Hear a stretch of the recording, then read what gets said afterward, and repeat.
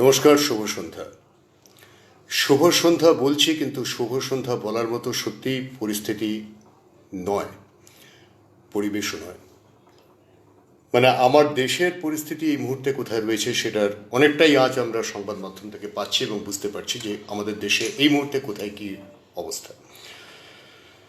কিন্তু যে খবরটা আমরা পাচ্ছি না সেটা হচ্ছে গোটা পৃথিবীর বিভিন্ন অঞ্চলে সেখানে কোথায় কি চলছে এবং কেন সেগুলো চলছে। তার থেকেও বড় কথা, যে খবরটা আমরা একেবারেই ভাবছি না যে এখন তো শুরু হলো লকডাউন আজকে থেকে। এক সপ্তাহ পরে কোথায় থাকবো আমরা, 2 সপ্তাহ পরে কোথায় থাকবো, 3 সপ্তাহ পরে কোথায় থাকবো, এবং সর্বশেষে মানে যখন এই করোনা ভাইরাস নিয়ন্ত্রণ করা হয়ে যাবে তখন এই গোটা পৃথিবী কোথায় থাকবে। এগুলোর প্রত্যেকটা গুরুত্বপূর্ণ প্রশ্ন। এই প্রশ্নগুলোর উত্তর খোঁজার কাজটা আমরা এখনো শুরু করিনি, কিন্তু কিছু কিছু জায়গাতে শুরু হয়ে গেছে। কীরকম শুরু হয়েছে? যেমন ধরুন, আজকে ইরানকে সহায়তা দিতে চেয়েছিলেন মার্কিন প্রেসিডেন্ট ডোনাল্ড ট্রাম্প, যে করোনা পরিস্থিতি মোকাবিলায় ইরানের টাকা পয়সা দরকার হতে পারে, কারণ ইরান মাথায় রাখুন বহুদিন ধরে বেশ কিছু এমবার্গোর মধ্যে রয়েছে। ইরান নাকি পারমাণবিক অস্ত্র তৈরি করছিল, সেই অভিযোগে তাদেরকে এমবার্গোতে রাখা হয়েছে, এবং সেই এমবার্গোটা একটু আধটু নয়, প্রচুর অর্থনৈতিক এমবার্গো, যার ফলে ইরানের অভ্যন্তরে যে কি ঘটছে, কত মানুষ মারা যাচ্ছেন বা গেছেন, কত কত লক্ষ মানুষ তাদের চাকরি বাকরি হারিয়েছেন, কি পরিস্থিতি ঘটেছে এই এমবার্গোর কারণে, তার পরিসংখ্যানগুলো আপনারা এখানে বসে একবারও ভাবেননি, বিগত 1-1.5 বছরের মধ্যে ভাবেননি। চীন বিগত 1.5-2 বছর ধরে কি কি পরিকল্পনা করেছিল এবং কেন, সেটাও আপনারা কেউ ভাবেননি। আজকে হঠাৎ করে আপনারা কয়েকজন হয়তো বলতে শুরু করেছেন, কিন্তু সকলে আসল ছবিটা কেউই আমরা জানতে পারছি না। কিন্তু কতগুলো ইকুয়েশন, মানে কতগুলো হিসেব, সেগুলো মিলে যাচ্ছে। সে ব্যাপারটাতে যাওয়ার আগে আজকের পরিস্থিতিটা একবার পরিষ্কার করে নেওয়া যাক। আজকে কলকাতা শহরে করোনা আক্রান্ত এক ব্যক্তির মৃত্যু হয়েছে। কলকাতা শহরে আজকে আর নতুন কোনো করোনা রোগী সম্ভবত পাওয়া যায়নি এখনো পর্যন্ত, যা খবর। গোটা দেশে সংখ্যাটা বেড়েছে, 400-র ওপরে উঠে গেছে। না, কলকাতায় বোধহয় একটু আগে একজনকে পাওয়া গেছে, 10 জন হয়ে গেছে কলকাতায় করোনা আক্রান্ত রোগী। না, মৃতের সংখ্যা হয়েছে 10, মাফ করবেন, গোটা দেশে মৃতের সংখ্যা হয়েছে 10 কলকাতার রোগীটিকে নিয়ে। এই খবরগুলো আপনারা জানেন, এগুলো নিয়ে আলোচনা করার কোনো দরকার নেই। লকডাউনটা শুরু হয়েছে, লকডাউনটা আমাদের যে মানতেই হবে, কিভাবে মানতে হবে, কেন মানতে হবে, সেটা একটুখানি কথা বলবো। আর কথা বলবো যে এই করোনা পরিস্থিতি তৈরি করার নেপথ্যের আসল কারণটা কি, সেটা যতটুকু ইকুয়েশন, যতটুকু অঙ্ক আমার মাথায় ঢুকেছে, সে অঙ্কটুকু আমি আপনাদের সঙ্গে আজকে শেয়ার করতে চাই। লকডাউন কেন মানব? ইটালিতে যখন করোনা প্রথম প্রকোপ ছড়িয়েছিল, ইটালির লোকের ধারণা হয়েছিল যে আমাদের চিকিৎসা পরিষেবা এত ভালো, আমাদের কিছু হবে না, আমাদের কোনো ভয় নেই, আমাদের প্রচুর টাকা পয়সা আছে। আজকে ইটালির অবস্থা দেখুন, 5,000 বোধহয় ছাপিয়ে গেছে মৃত্যুর সংখ্যা। যদি ভুল হয়ে থাকে ফিগারগুলো, মাফ করবেন আমাকে, কারণ হতেই পারে এটা। এত দ্রুত বদলাচ্ছে সব কিছু যে সব কথা মাথায় রাখা যাচ্ছে না, বা রাখলেও থাকছে না। ব্রিটেন এখনো পর্যন্ত কমপ্লিট লকডাউন ঘোষণা করেনি। ইটালিতে লকডাউনের প্রাথমিক কথাবার্তা যখন হচ্ছে সরকারের অভ্যন্তরে, খবরটা লিক করে যাওয়াতে বহু মানুষ পরিষ্কার উড়িয়ে দিয়েছিলেন, যেরকম এখানে আমরা এখনো উড়িয়ে দিচ্ছি। তো সেই যে এই যে একটা কঠিন জটিল একটা সময় আজকে ইটালি এসে দাঁড়িয়েছে। একজন ডাক্তার নাকি বলছেন যে আমি যখন ডাক্তারি পড়তাম তখন আমি কখনো ভাবিনি আমাকে এত মৃত্যুর মিছিল দেখতে হবে। ইটালিতে প্রচুর করুণ দৃশ্যের অবতারণা হচ্ছে, তার জন্য তারা নিজেরা দায়ী। আগামী কয়েক সপ্তাহের মধ্যে যদি ভারতেই এই ছবিটা হয়, আমরা দায়ী হব, কারণ আমরা কথা শুনছি না। গতকাল যখন জনতা কারফিউ হয়েছিল, তখন বহু মানুষ মিছিল করে ঢাক বাজাতে বাজাতে, ওই কাঁসি বাজাতে বাজাতে গেছেন, তার ভিডিও আমরা দেখেছি। জড়াজড়ি করে তারা হাততালি দিচ্ছেন, আমরা দেখেছি। আজকে সকালবেলাতে আমি বেরিয়েছিলাম একটু পরিস্থিতি পর্যবেক্ষণ করতে উত্তর কলকাতার বিস্তীর্ণ অঞ্চল আমি ঘুরেছি। হ্যাঁ, গাড়ি নিয়ে বেরিয়েছিলাম, কারণটা হচ্ছে যে আমি চাইনি যে সংক্রমণটা আমার কাছে আসুক কোনোভাবে। অনেক সতর্কতা অবলম্বন করে বেরিয়েছিলাম, ইচ্ছে করেই বেরিয়েছিলাম, খুব একটা প্রয়োজন ছিল না, কিন্তু তাও বেরিয়েছিলাম দেখতে। এবং কি দেখলাম, যে কথাটা আপনারা সকলে বলছেন, সমস্ত নিউজ চ্যানেল বলছে যে আমরা গায়ে গায়ে ঘেঁষাঘেঁষি করে সব কিছু করছি। ইটালি এই কথাটা শোনেনি, ইটালি লকডাউন মানেনি, তাই আর কি ইটালির এই অবস্থা। স্পেন কথাটা শোনেনি, স্পেন লকডাউন মানেনি, স্পেনে আজকে মৃত্যুর মিছিল সারপ্রাইজ করে উঠছে। ব্রিটেন এখনো লকডাউনেই যায়নি। পাকিস্তানের প্রধানমন্ত্রী নাকি, হ্যাঁ প্রধানমন্ত্রী তো নাকি প্রেসিডেন্ট ইমরান খান একটু আগে দেখলাম বলছেন আমরা লকডাউন করব না। গতকাল তিনি বলেছিলেন যাই ঘটুক না কেন আমাদের মসজিদ খোলা থাকবে। এই সমস্তগুলো আমরা যখন করে চলেছি, আমরা যখন পাতা ফাঁদে পা দিচ্ছি, তখন একবার তাকান আন্তর্জাতিক শেয়ার বাজারের দিকে। আজকে একদিনে 24,600 সূচক নেমেছে, তার বেশি। কি বলবেন আপনি এটাকে? আপনি বলবেন তাতে কি হয়েছে আন্তর্জাতিক শেয়ার বাজারে? মশাই, কালকে এই কারণে আগামী পরশুদিন আপনি আপনার চাকরিটা খোয়াবেন, কিংবা আপনি যদি সরকারি কাজ করেন তাহলে সরকারি চাকরির ক্ষেত্রে আপনার একটা সমস্যা আসতে পারে, ঠিক এই কারণে। যদি আজকে আপনি লকডাউনটা সম্পূর্ণ নিয়ম মেনে অনুসরণ না করেন, যদি স্বাস্থ্যবিধিগুলো ঠিকঠাক না অনুসরণ করেন, যদি আপনার বাড়ির কাজের লোকটিকে কাজে আসা বন্ধ না করেন, যদি আপনার সংবাদপত্র প্রতিদিন সকালবেলায় আসাটাকে না থামিয়ে দেন, যদি আপনি আপনার বাড়িতে দরজাটাকে খোলা হাট করে প্রচুর মানুষকে আসতে যেতে দেন, যদি আপনি ভিড়ের মধ্যে গিয়ে কোনো কিছু করেন, ফুটবল খেলেন, পার্কে যান, বেড়াতে যান, ইচ্ছাকৃত যা ইচ্ছে করতে পারেন, আপনি ভুলে যাবেন না যে আমাদের দেশে কেন পৃথিবীর কোনো দেশে সম্ভব নয় এমন চেক অ্যান্ড বাউন্স করা, যাতে করোনা নিয়ে কে ঢুকছে তাকে সেখানেই স্পট করা যাবে। এখনও পর্যন্ত সেরকম কোনো কিট আবিষ্কৃত হয়নি। অক্সফোর্ড বিশ্ববিদ্যালয় আজকে দাবি করেছে 30 মিনিটের মধ্যে করোনা ডিটেকশনের একটা কিট নাকি তারা বের করেছে। নাকি শব্দটা আমি জুড়লাম, মাথায় রাখবেন, নাকি আছে একটা এখানে। সুতরাং খুব স্পষ্ট করে আপনাকে জানতে হবে আপনার কি করণীয়। অনেকেই এই কথাটা শুরু থেকে বলছিলেন সরকার সরকার সরকার, না সরকার, আগেও বলেছি আবারও বলছি, সরকার আপনার জন্য কিচ্ছু করে দিতে পারবে না, আপনাকে নিজেকে করতে হবে। প্রধানমন্ত্রী খোদ টুইট করে বলছেন, মুখ্যমন্ত্রী দিনে বোধহয় 50 বার করে বলছেন, অসম্ভব তার কর্মক্ষমতা এবং তার যোগ্যতা এবং তার নেতৃত্ব দেওয়ার শক্তি। মুগ্ধ হয়ে গেছি আমি এই কদিনে আমাদের মুখ্যমন্ত্রী মমতা বন্দ্যোপাধ্যায়ের প্রতিটি স্টেপ দেখে। আজকে সর্বদলীয় বৈঠকটা আমি লাইভ দেখছিলাম টেলিভিশনে, সেখানেও তিনি কি দ্রুত সিদ্ধান্ত নিচ্ছেন এবং বলছেন এবং আশ্বস্ত করছেন। এই হচ্ছে আসল নেতার, আসল রাজ্যের সর্বময় কর্তার বা কর্ত্রীর ভূমিকা। আজকে মমতা বন্দ্যোপাধ্যায় প্রমাণ করে দিয়েছেন তিনি কেন জননেত্রী, বিভিন্ন দিক থেকে প্রমাণ করে দিয়েছেন। আজকে নরেন্দ্র মোদী প্রমাণ করে দিয়েছেন তিনি কেন এত বড় জননেতা। কারণ নরেন্দ্র মোদীর সুযোগ্য নেতৃত্ব এবং প্রচেষ্টার জন্য আজকে ভারতে যে সংখ্যাটা হওয়া উচিত ছিল, বোধহয় 40,000 50,000, সেটা হয়নি সংখ্যাটা। আমেরিকা 30 কোটির দেশ, 33 কোটির দেশ, আমেরিকাতে অবস্থা জানেন, পরিস্থিতি জানেন। সত্যি কথাটা যদি বলি তাহলে খুব অবাক লাগবে, আশঙ্কিত হয়ে পড়বেন। শুনে রাখুন, পৃথিবীর সবকটা উন্নত দেশের যাবতীয় চিকিৎসা পরিষেবা একসঙ্গে করলেও, তার 10 গুণ বাড়িয়ে দিলেও এই রোগের মোকাবিলা করা সম্ভব নয় এই গ্রহের পক্ষে। WHO আজকে সকাল থেকে একটা কথাই বারবার বলছে, আপনারা আপনাদের চিকিৎসার পরিষেবা ভালো করুন, আরও ভালো করুন, আরও ভালো করুন। গতকাল অবধি বলছিল সলিডারিটি সলিডারিটি সলিডারিটি, আজকে বলছে এই কথাটা।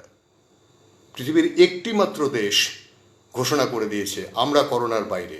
জানেন গত 5 দিনে উহান প্রদেশে একজনও করোনায় আক্রান্ত হননি, নতুন করে করোনা ছড়ায়নি। জানেন যে চীনের শেয়ার বাজার রাইজের দিকে রয়েছে। জানেন যে চীনের অভ্যন্তরে, আপনি নিশ্চয়ই জানেন, আপনি যদি সেখানে সামান্যতম নিয়মের লঙ্ঘন করেন আপনাকে গুলি করার ক্ষমতা রাজ্যের মানে স্টেটের মানে রাষ্ট্রের আছে। একটা স্বৈরতান্ত্রিক দেশ, যে দেশটি কখনো কোনো দিন তাদের কার্যকলাপের কথা স্পষ্ট করে বলে না। কেন একদম গোড়াতেই ডোনাল্ড ট্রাম্পকে বলতে শোনা গিয়েছিল চাইনিজ ভাইরাস। আজকে গোটা পৃথিবীর বিভিন্ন জায়গা থেকে কেন শোনা যাচ্ছে গুনগুন গুনগুন করে যে চীন, আর আজকেই বা কেন WHO হঠাৎ করে চীনের প্রশংসা করলো, তারা লকডাউনটা কিভাবে করেছিল? হ্যাঁ, লকডাউন করতে পেরেছিল কারণ সেই দেশটা স্বৈরতান্ত্রিক, সেখানে মানুষ আতঙ্কে ভয়ে ঘরে ছিল লকডাউন যখন ঘোষণা করা হয়েছিল। সমস্তটা পরিকল্পিত করে করা হয়েছিল যদি আমি বলি, না আমি বলছি না, না না না না আমি বলছি না। এই কথাটা বলছেন আজকে বিশ্ব নেতারা অনেকেই। এই কথাটা আজকে এই সন্দেহটা যে প্রকাশ করতে শুরু করেছেন এমন সমস্ত মানুষজন যাদের কথার মূল্য আছে। একটু আগে একটা সর্বভারতীয় চ্যানেলে রঘুরাম রাজন, যিনি রিজার্ভ ব্যাংকের গভর্নর ছিলেন, তিনি কিছুক্ষণ আগে একটা লাইভে এসেছিলেন। তাকে জিজ্ঞাসা করা হয়েছিল আন্তর্জাতিক বাণিজ্য এবং এই পরিস্থিতি নিয়ে। তিনি না গোল গোল কথা বললেন, জানেন তো, এটাও হয় ওটাও হয়, এটাও হয় সেটাও হয়। হ্যাঁ, প্রভাব তো একটা পড়বেই, প্রভাব তো একটা পড়বেই। কতটা প্রভাব পড়বে আপনার কোনো ধারণা আছে? গোটা ইউরোপটাকে কোলাপস করে দেওয়া হয়েছে, শাটডাউনে চলে গেছে গোটা ইউরোপ। একটা দেশের সঙ্গে ইউরোপিয়ান ইউনিয়নের 27টা দেশের যে একটা ইউনিয়ন, সেই 27টা দেশের পারস্পরিক যোগাযোগ পর্যন্ত বন্ধ, কারণ প্রত্যেকে যে যার সীমান্ত সিল করে দিয়েছে আতঙ্কে। কবে করেছে? এই ব্যাপারটা 1 মাস গড়িয়ে যাওয়ার পর এখন করে কী লাভ হবে? আবারও বলছি, WHO প্রজেকশন শুধুমাত্র ব্রিটেন 5 লক্ষ মানুষকে খোয়াবে। গোটা ইউরোপ জুড়ে সংখ্যাটা 27 লক্ষ একবার বলা হয়েছিল, হঠাৎ করে তথ্যটা নেই। কোভিড-19 যে ওয়েবসাইটের আপডেট কিচ্ছু পাচ্ছি না, জানেন, কোনো আপডেট নেই। হঠাৎ করে বিকেলের পর থেকে কোনো আপডেট পাচ্ছি না। আমরা গোড়ার থেকে একটা কথা বলার চেষ্টা করেছি, বারবার করে বলার চেষ্টা করেছি, বোঝার চেষ্টা করেছি। আমি আমার ভাইরোলজিস্ট বন্ধুদের সঙ্গে আলোচনা করেছি, তাদেরকে জিজ্ঞাসা করেছি। মলিকিউলার বায়োলজিস্ট যারা আমার স্ত্রীর বন্ধু কয়েকজন, তাদের সঙ্গে কথাবার্তা বলেছি। তাদের প্রত্যেকেরই বক্তব্যটা হচ্ছে যে হ্যাঁ, ভাইরাসের ক্যারেক্টারটা আমরা চিনতে পারছি, করোনা বহুদিন ধরেই ছিল, কিন্তু এটা অনেকেই তত্ত্ব দিচ্ছেন যে 100 বছর পর পর ভাইরাস আসে, একটা করে মহামারী হয়। প্লেগ হয়েছিল, কলেরা হয়েছিল, অমুক তমুক ইত্যাদি হয়েছিল, 2020 এটা হবে। ভাই, এই সমস্ত কথা আলোচনা করার আর সময় নেই। বরং আসুন কথা বলি, আপনি কি করে বাঁচবেন, আমি কি করে বাঁচব, এই পৃথিবীটা কী করে বাঁচবে, বা মানুষ থাকবে তো আদৌ, বা থাকলে কিভাবে থাকবে? আমি যদি বলি আগামীটা হচ্ছে এরকম, 100 বছর আগে কি ছিল, চলুন 100 বছর আগের খেলাটা খেলি। 100 বছর আগে কি ছিল? এই সময় এই 100 বছর আগের পৃথিবীতে এই সময়টাতে, মানে 1920 সালে, তখন পৃথিবীতে কি চলছিল? কলোনিয়ালাইজেশন। তার কিছুদিন আগে কি শেষ হয়েছিল? প্রথম বিশ্বযুদ্ধ। তার কিছুদিন পরে কি হবে? দ্বিতীয় বিশ্বযুদ্ধ। তার ফলে কি হবে? কলোনিয়ালাইজেশন শেষ হয়ে যাবে। শেষ হয়ে গিয়ে সোভিয়েত রাশিয়ার জন্ম হলো। তারপরে কি হলো? সোভিয়েত রাশিয়া প্রথম বিশ্বযুদ্ধের পরেই অবশ্য তাদের খেলাটা শুরু করে দিয়েছিল এবং তৈরিও হয়েছিল। জারের পতনের পরে সোভিয়েত রাশিয়া তাদের গঠন সম্পূর্ণ করেছিল, সেটা আমরা জানি, গত শতাব্দের ঠিক এই সময়টাতে।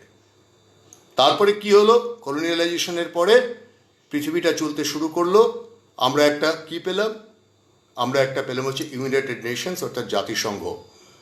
এই জাতিসংঘ কি করবে না, সে হচ্ছে বাপ বা ঠাকুরদা, সবার মাথার উপর বসে আছে, সিদ্ধান্ত নেবে যে আন্তর্জাতিক স্তরে কে কী করবে না করবে, কোনটা যুদ্ধ কোনটা যুদ্ধ নয়, কোনটা কি বৃত্তান্ত।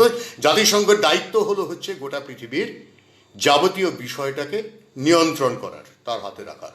সবাই মিলে একসঙ্গে হয়ে আমরা স্থির করলাম যে জাতিসংঘকে আমরা দায়িত্ব দেবো, সে আমাদের পিতা হয়ে থাকবে।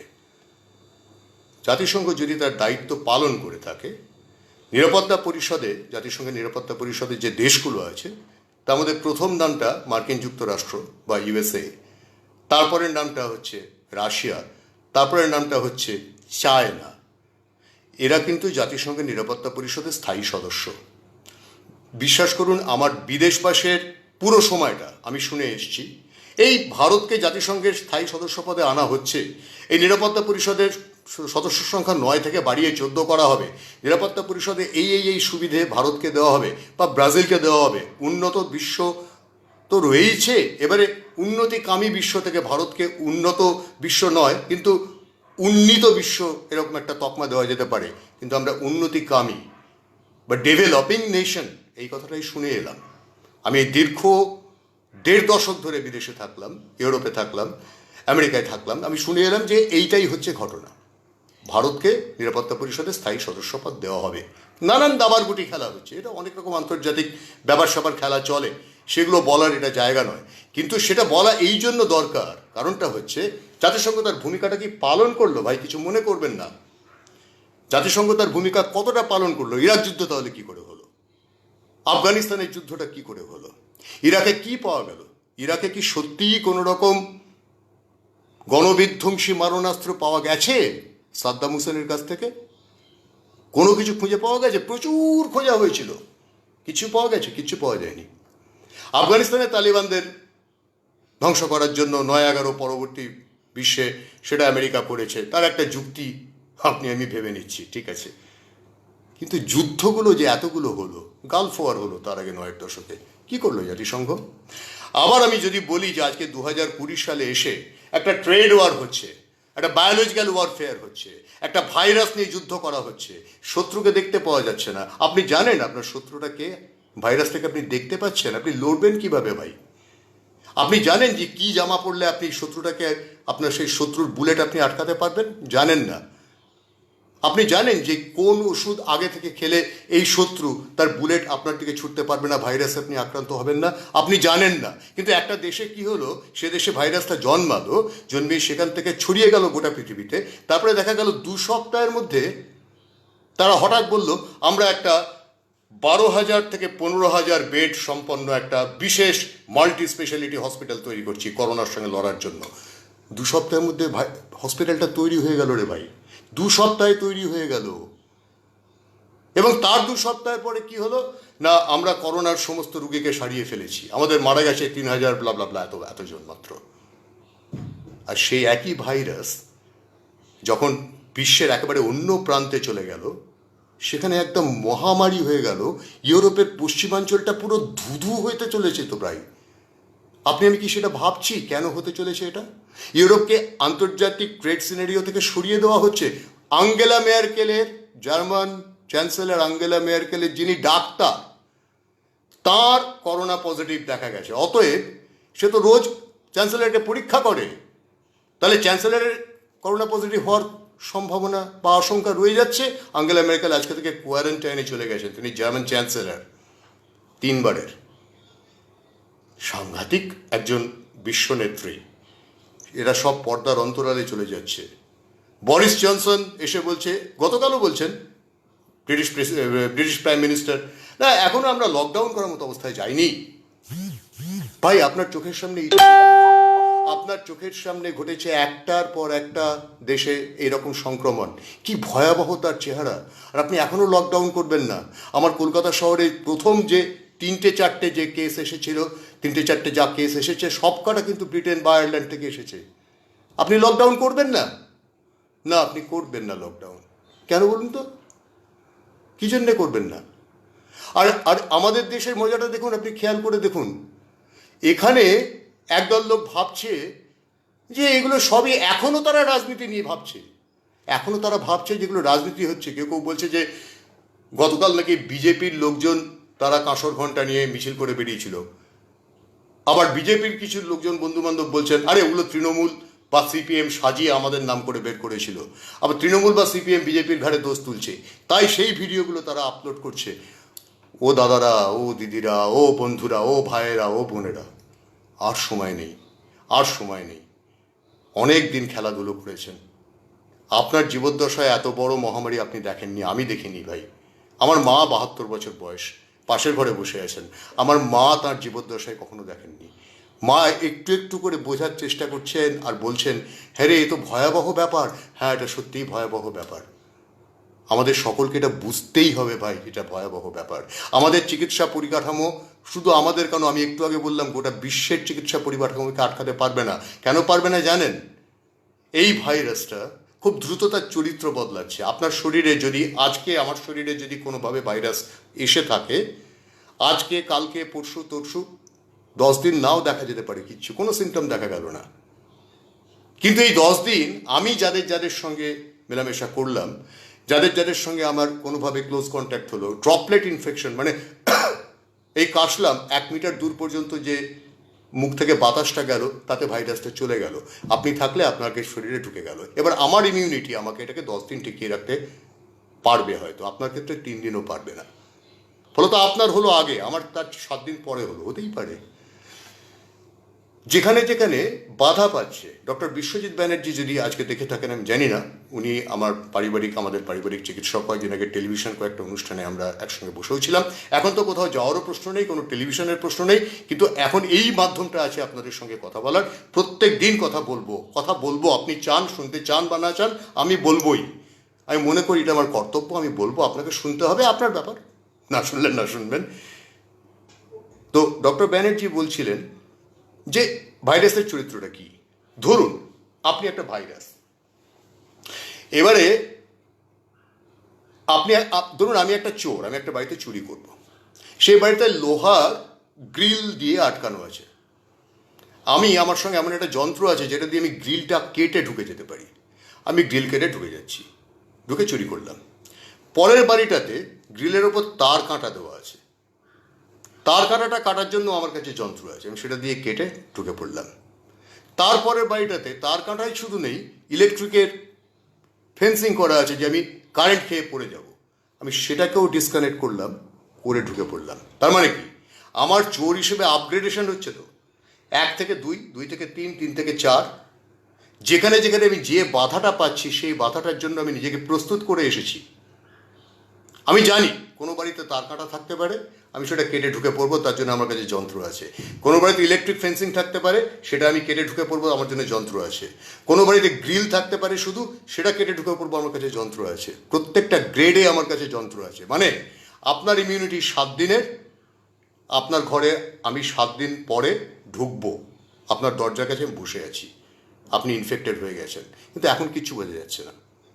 এবারে আপনার দরজার কাছে যেহেতু বসে আছি, যে আপনার দরজার কাছে এলো, আমি তাদের প্রত্যেককে কিন্তু দিয়ে দিলাম। এবারে তাদের মধ্যে কারোর 3 দিন, কারোর 2 দিন, কারোর 5 দিন, কারোর 7 দিন ইনফেকশন অ্যাকসেপ্ট, মানে সেটাকে শরীরে ইমিউন হতে, শরীরে সেটাকে যাকে বলে জার্মিনেট করা, মানে শরীরে গড়ে ওঠা, বেড়ে ওঠা, সেইটা করতে সময় আমি আটকাতে পারছি, তারপরে পারছি না।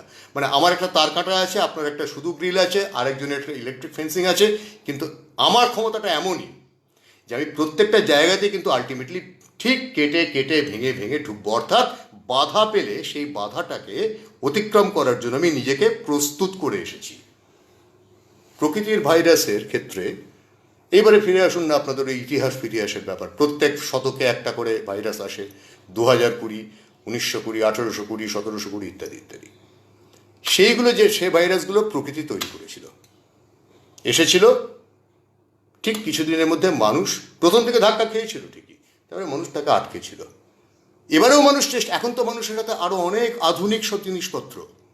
আজকে একটা ওষুধের নাম নিয়ে খুব আলোচনা শোনা যাচ্ছে, কালকে আরেকটা শুনবেন, পরশুদিন আর একটা শুনবেন, কিন্তু কখনো এইটা তো আপনারা কেউ বলছেন না বা শুনছেন না বা ভাবছেন না যে চীন কি করে নিজেকে 4 সপ্তাহের মধ্যে ভাইরাস মুক্ত ঘোষণা করে, কিভাবে চীন আজকে বলছে যে উহান প্রদেশে আমার একটাও নতুন ভাইরাস আক্রমণের কেস নেই। কিভাবেই বা চীন তার এতগুলো মানুষকে সেফগার্ডে নিয়ে চলে গেল, আগাম চলে গেল, কিভাবে তার এত বড় হসপিটালটা তৈরি হয়ে গেল, কিভাবে আজকে ওয়ার্ল্ড ট্রেডের এই রকম সব ফল চলছে এবং তার ফায়দা লুটছে চীন। কিভাবেই বা, আবার ফিরে আসি সেই কথাটাতে, 1.5 কোটি মোবাইল ফোন ব্যবহার হঠাৎ করে উধাও হয়ে গেলেন, তারা কোথায় গেলেন? তার সপক্ষে যারা যারা টুইট করেছিলেন তারা প্রত্যেকে কেন উধাও হয়ে গেলেন? যে ডাক্তার এ প্রসঙ্গে কথা বলেছিলেন তিনি কেন উধাও হয়ে গেলেন? এ প্রসঙ্গে যার যা তথ্য দরকার, আপনারা যারা শুনছেন দেখছেন তাদেরকে অনুরোধ করব, আমাকে এইখানে লিখবেন অথবা আমাকে ইনবক্সে লিখুন যে আপনি চান, আপনি তথ্যটা চান, আমাকে ইনবক্সে একটু জানাবেন। আমি এখানে দেব না কোনো তথ্য, কিন্তু তথ্য আমার কাছে আছে। আপনি যেটা চাইবেন যে প্রসঙ্গগুলোতে আমি আপনাকে পাঠাবো, ইনবক্সে আমাকে লিখুন। ইনবক্সে লিখলে আমি আপনাকে উত্তর দেবো, সেখানেই জানিয়ে দেবো, অথবা আপনিও সেই তথ্যটা জানতে পারবেন। এই যে তথ্যের অধিকারটা, আজকে তথ্য প্রযুক্তির যুগে বসে চীনের অভ্যন্তরে কি ঘটছে না ঘটছে সেটা আমরা কেন জানতে পারবো না? এখন প্রশ্নটা উঠছে, জাতিসংঘের কাছে কেন চীনকে নিয়ে যাওয়া হবে না? জাতিসংঘ কী করবে মশাই? চীন তো যা করার করে দিচ্ছে, করে চলেছে। তো সেটাকে জাতিসংঘ কি করবে এখন? এখন তো we are in the middle of the pool.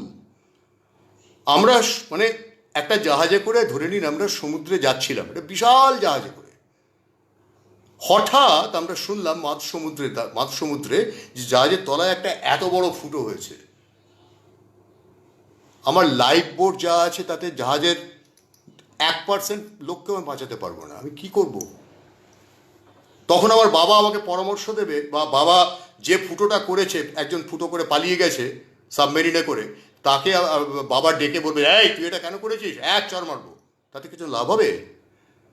ততক্ষণে জাহাজটা ডুবে যাবে না? আমি সেই জায়গাটাতে বলতে চাইছি, আমি একা বলবো কেন, আপনারা সকলে সেই জায়গাটা কেন বলছেন না? কেন প্রশ্ন তুলছেন না? গোটা পৃথিবী কেন প্রশ্নটা তুলছে না? কেন সবাই এড়িয়ে এড়িয়ে যেতে চাইছে? সবাই তো বুঝতে পারছে যে ঘটনাটা কী ঘটেছে, কেন ঘটেছে, কোথা থেকে ঘটেছে, কিভাবে ঘটেছে। খুব অঙ্কে প্রচণ্ড পাকা জাত এরা, ভীষণ নৃশংস জাত এরা। আপনি ভুলে যাবেন না, পৃথিবী এখন কী নিয়ে মেতেছিল জানেন তো? গোটা পৃথিবী ধর্ম, তারপরে আপনার বাণিজ্য তো ছিলই, কিন্তু ধর্ম নিয়ে খুব বেশি মেতে উঠেছিল পৃথিবী, খুব বেশি মেতে উঠেছিল জানেন তো। আমি আমার দেশকেও তার বাইরে রাখবো না, আমার দেশও মেতে উঠেছিল খুব বেশি ধর্ম নিয়ে। এখন কোথায় কোথায় বলুন তো আপনাদের সেসব ধর্ম কোথায় গেল? আমি জানি না শাহিন বাগটাকে আজকে আপনাদের যারা বিক্ষোভে বসেছিলেন তাদেরকে তুলে দেওয়া হয়েছে কিনা। লখনৌ ঘন্টাঘরে হয়েছে, সকালবেলায় খবরে দেখেছিলাম, তারপরে আমি জানি না, আর কোনো খবর দেখায়নি কোথা থেকে কেউ, সবাই ভয় পায়। চীনের বিষয়টা সন্দেহজনক, সুপ্রীতি বলছে। হ্যাঁ, এখন বলছো তোমরা সবাই বন্ধুরা, এখন কেউ কেউ বলছে, এখনো কিছু লোক এখনো ফুর্তি ফাট্টা নিয়ে মেছে। আরে আমি সেইটা দেখার জন্য জানেন তো দুপুরবেলায় হঠাৎ লিখলাম যে আমি গৃহকর্মে অংশ নিতে চাই, আমাকে দেওয়া হয় না, ইত্যাদি করে মজা করে একটা। আপনার সেই পোস্টটায় এর নিচেই আছে, একটু নিচে দেখে নেবেন, 250-300 মন্তব্য হয়ে গেছে। অথচ গতকাল আমি যে কথাগুলো বলেছিলাম, খুব দরকারি কথা, গতকালের লাইভটা কিন্তু সেরকমভাবে লোকে দেখেনি। গত পরশু দিনের লাইভটা দেখলাম 23-24 হাজার মানুষ দেখেছেন, তার মানে আরও বেশি মানুষ দেখেছেন। ঠিক আছে, খুশি হলাম। কালকেও আমি দরকারি কথা বলেছিলাম, আজকেও বলছি দরকারি কথা। লকডাউন প্রসঙ্গে কথা হয়েছে, চীন প্রসঙ্গে কথা বলতে শুরু করলে আমি শেষ করতে পারবো না, তাই আমি চীন প্রসঙ্গে আর বেশি যাব না। শুধু আমি এই সন্দেহটা আপনাদের মনে তুলে দিলাম, এবং আপনাদের প্রত্যেককে বললাম সন্দেহটা শুরু করুন। ধর্ম প্রসঙ্গে একটা কথা বলতে শুরু করেছিলাম, সেটা বলে দেবো।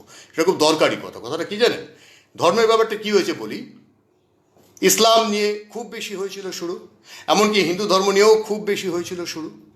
খুব বেশি হয়েছিল বলবো কারণ এগুলো অতীতকাল। এখন এই সম্প্রতি এই গত সপ্তাহটা এখন আমার কাছে একটা বিরাট দূরের অতীত। কারণ আজকে আমি যেখানে দাঁড়িয়ে আছি না, যেখানে বসে আছি, 1 সপ্তাহ আগে আমি তার থেকে অনেক নিরাপদ জায়গায় ছিলাম এই পৃথিবীটা। তার 2 সপ্তাহ আগে আরও নিরাপদ জায়গায় ছিলাম, তারও 4 সপ্তাহ আগে আরও নিরাপদ জায়গায় ছিলাম। তখন আমি কিন্তু এই সমস্ত করছিলাম, এই ধর্ম, এই ইসলাম, হিন্দু, এই আপনার কি বলে আরও কী কী সব যেন, মধ্যপ্রদেশের কমলনাথের সরকার, আমিও লিখেছিলাম সেটা নিয়ে। তারপরে বাংলাদেশের শেখ মুজিবের শতবর্ষ, সেটা একটা ভালো ঘটনা, সেটার প্রস্তুতি। তারপরে আপনার এই সমস্ত নানান রকম ইড্ডিং বিড্ডিং ব্যাপার কি যাকে বলে। একটু মনে করিয়ে দেবো একটা কথা, যেটা আপনারা অনেকে ভুলে গেছেন বোধহয়। চীন কোনো ধর্ম মানে না, জানেন তো। চীন একটা স্বৈরাচারী দেশ, জানেন তো। আর এটাও কি জানেন যে চীন যারা ধর্ম মানে তাদেরকে অসম্ভব ঘেন্না করে? এটাও কি জানেন যে তারা মূলত একটা অত্যন্ত বর্ণবিদ্বেষী দেশ? বর্ণবিদ্বেষী না হলে সে কখনো, বর্ণবিদ্বেষী মানে শুধু গায়ের চামড়া দিয়ে বর্ণবিদ্বেষ হয় না। আমি মানি, আপনি মানেন না, বা আপনি মানেন, আমি মানি, আপনি মানেন না, আপনি মানেন, আমি মানি না, এরকম পরিস্থিতিতে আমি চাইবো আপনি মানুন, আর আমি যদি না মানি আমি চাইবো আপনি যাতে না মানেন। আমি যদি একটা এরকম কোনো সুযোগ পেতাম না, তাহলে আমি কী করতাম? দেখুন, আপনি ধর্ম মানেন সেটাও একটা অন্ধতা, ধর্ম মানেন না, ধর্ম বলে কিছু নেই বলে ঝগড়া করতে যান, সেটাও একটা অন্ধতা কিন্তু। এবং আপনিও চান যে সবাই আপনার মতটা মানুক, প্রত্যেকেরই এটা বেসিক টেন্ডেন্সি। আপনি একটা দেশকে এভাবে নিন না, যে দেশটা স্বৈরাচারের দেশ, যে দেশটা চালায় কয়েকটা মাত্র লোক, কমিউনিস্ট পলিট ব্যুরো, কমিউনিস্ট। এই কমিউনিজম আজকে কোথায় নিয়ে গেল দুনিয়াকে দেখুন তো মশাই। উত্তর কোরিয়ায় কারোর কিছু হয়েছে খবর পেয়েছেন? রাশিয়ায় কারোর কিছু হয়েছে খবর পেয়েছেন? সেরকমভাবে রাশিয়ার খবর পাচ্ছেন? পেলে একটু জানাবেন ভাই, আমি পাচ্ছি না। কানাডার ভেতরের একরকম ছবি, কানাডার বাইরে একরকম প্রচার। কেন বলুন তো? আমেরিকার খবর জানেন তো? ভয়ঙ্কর অবস্থা। আমেরিকা ধর্ম মানে অধিকাংশ লোক। মার্কিন প্রেসিডেন্ট যখন শপথ নেন, শপথ নেওয়া মাত্র তাকে প্রথমেই যেতে হয় কোথায়? প্রথমেই তাকে যেতে হয় হচ্ছে আপনার ভ্যাটিকান।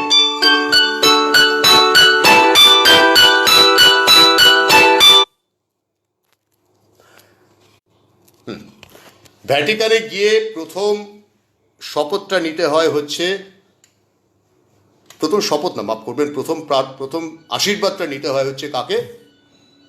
না, মার্কিন প্রেসিডেন্টকে শপথ গ্রহণের পর। জার্মান চ্যান্সেলর আঙ্গেলা মেরকেল, তখন তো তিনি যখন প্রথমবার শপথ নিলেন তখন পোপ নিজেই জার্মান। সে কি উন্মাদনা! আমি ছিলাম জার্মানিতে, আমি দেখেছি। আমাদের প্রধানমন্ত্রী শপথ নেওয়ার পর বা আগে পুজো দেন। যে কোনো ইসলামী দেশের প্রধানমন্ত্রী বা রাষ্ট্রপতি তার ধর্মের সম্মান জানান। যে কোনো বৌদ্ধ, খ্রিশ্চান তো বললামই, এমনকি আপনার অর্থোডক্স খ্রিশ্চান ভ্লাদিমির পুটিন, তিনি অর্থোডক্স চার্চে যান। দেখানোর জন্য হলেও তাকে যেতে হয়। মনে প্রাণে তিনি কিন্তু কমিউনিস্ট, সেটা অন্য প্রসঙ্গ। তিনি কেজিবির প্রধান ছিলেন মশাই, লৌহ মানব বলা হতো তাকে। তার সম্পর্কে এমন সমস্ত কথাবার্তা ইউরোপে শুনেছি যে বললে পাগল হয়ে যাবেন, বলতে পারবো না, মাফ করবেন, আমারও প্রাণের ভয় আছে। তো কেন ব্রিটেনে কি হয়েছিল? রাশিয়ান একজন গুপ্তচর, লুবেশেঙ্কো বোধহয় তার নাম, পার্কে এক কাপ কফি খেতে গেছিলেন ভদ্রলোক মেয়ের সঙ্গে। সে কফির কাপ একবারে দ্রুত, প্রচুর কষ্ট পেয়ে লোকটা মারা গেল। মনে আছে কয়েক বছর আগেকার ঘটনা? এদের খেলা বড় ভয়ঙ্কর খেলা। তো চীনের তো কোনো ধর্ম নেই। আপনার আমার একটা নামের মধ্যেই ধর্ম লুকিয়ে আছে। দিয়ে জিয়াংপিং এর নামের মধ্যে কোনো ধর্ম লুকিয়ে নেই। আপনার নাম যদি রবিউল ইসলাম হয় তাহলে ধর্ম লুকিয়ে আছে। আমার নাম যদি সুপ্রিয় বন্দ্যোপাধ্যায় হয়, যেটা আমার নাম, তার মধ্যে ধর্ম লুকিয়ে আছে। আরেকজনের নাম যদি প্রশান্ত চাকমা হয় তাহলে তার নামের মধ্যেও ধর্ম লুকিয়ে আছে। এদের কিন্তু সেটা নেই। তাহলে আমি যদি ইচ্ছে করি, আমার যদি হাতে প্রচুর ক্ষমতা চলে আসে, যে ফ্ল্যাট বিল্ডিংটাতে আমি থাকি তার প্রত্যেকটা ফ্ল্যাট কিনে নেওয়ার, আমি একটা পুরো বিল্ডিংটাই যদি কিনে নিতে পারি, ডিবার সিনেমা তো অমিতাভ বচ্চন যেরকম কিনেছিল, তাহলে আমি বিল্ডিংয়ে রাজত্ব করবো। তো এই পৃথিবীটা যদি একটা বিল্ডিং হয়, আর সেই বিল্ডিংয়ের যদি 207টা, 204টে বা 203টে বা 202টো অ্যাপার্টমেন্ট থাকে, আজকে আমি 187টা অ্যাপার্টমেন্টে কিন্তু পৌঁছে গেছি। আমি বা আমার প্রোডাক্ট, আমার উদ্দেশ্য। এরপরে আমি বলবো যে দেখো, আমি যদি সারিয়েই ফেলে থাকি অসুখটা, তাহলে ওষুধটা জানাচ্ছি না কেন? গোটা পৃথিবী ভুগছে যেখানে। ইতালিকে আমি পাঠাচ্ছি, মাস্ক পাঠাচ্ছি, স্যানিটাইজার পাঠাচ্ছি, আরও কি সব পাঠাচ্ছি, ওষুধ পাঠাচ্ছি। আমার লোকগুলোকে আমি কি করে সারালাম, সেই নোহাউটা পাঠাচ্ছি। এটা তো মানবিকতা মশাই, নাকি আমি সেটার জন্য টাকা চাইছি? কি চাইছি আমি এটার জন্য? কি চাই আমার? কি চাই? তা কিসের বিনিময়ে আমি এটা দেব আপনাকে? আপনি সেরে উঠবেন, গ্যারান্টি। কিন্তু আপনাকে আমি কিসের বিনিময়ে দেবো সেটা, তার জন্য আমি মাংনা দেবো নাকি? এটা যেমন একটা ব্যাপার। আবার আপনি তো মশাই আমার কথা শোনেন না। এই বিল্ডিংয়ের 201টা আরও যে ফ্ল্যাট আছে, এই 201টা ফ্ল্যাটই যদি আমার দখলদারিতে আসে, তাহলে আমি কী করবো? আমি যা বলবো তাই শুনতে হবে। 2000 সালে মোটামুটি আমরা গ্লোবালাইজেশন বা বিশ্বায়নে পা দিয়েছিলাম। প্রস্তুতি চলছিল তার বহু আগে থেকে, অনেক আগে থেকে। 93 সালে অর্থনীতি ওপেন করেছিলেন পিভি নরসিংহ রাও আমাদের দেশের। তিনি একজন মস্ত বড় অর্থনীতিবিদ ছিলেন, আইএমএফের সঙ্গে কাজ করেছেন, তিনি অর্থমন্ত্রী হিসেবে কাজ করেছেন রাজীব গান্ধীর যখন প্রধানমন্ত্রী ছিলেন তখন। এই নরসিমহা রাও এই প্রথম অর্থনীতির দরজা উন্মুক্ত করলেন। তারপরে কি হলো, 2000 সালে মোটামুটি বিশ্বায়নের ছবিটা স্পষ্ট হলো। আমরা আগে থেকে শুনছিলাম বিশ্বায়ন হবে, গ্লোবালাইজেশন হলে এই হবে, ইত্যাদি ইত্যাদি ইত্যাদি। 2020 সালের আগে 2008 সালে কি হয়েছিল, ইকোনমিক রিগ্রেশন কেন এসেছিল? বারাক ওবামাকে গদিচ্যুত করার জন্য। তখন সদ্য তিনি ক্ষমতায় এসেছিলেন, বিপুল ভোটে জিতেছিলেন, প্রথম কৃষ্ণাঙ্গ আমেরিকান প্রেসিডেন্ট। বর্ণবাদীদের এটা মেনে নিতে খুব একটা সুবিধা হয় না, অসুবিধা হয়। ওবামা আসার পরে প্রথম যে চেষ্টাটা করার চেষ্টা করেছিলেন সেটা সব থেকে গুরুত্বপূর্ণ ছিল, মার্কিনীদের কোনো স্বাস্থ্য সুরক্ষা সেভাবে নেই যদি আপনি পয়সা দিয়ে কিনে, বিপুল পয়সা দিয়ে কিনে রাখতে না পারেন, যেটা আমাদের দেশে। সরকার যে স্বাস্থ্য সুরক্ষার কথা বলে, সে স্বাস্থ্য সুরক্ষা কীরকম সেটা আমার খুব একটা ধারণা নেই, কিন্তু আমাদের দেশে অধিকাংশ মানুষ আমরা অভ্যস্ত।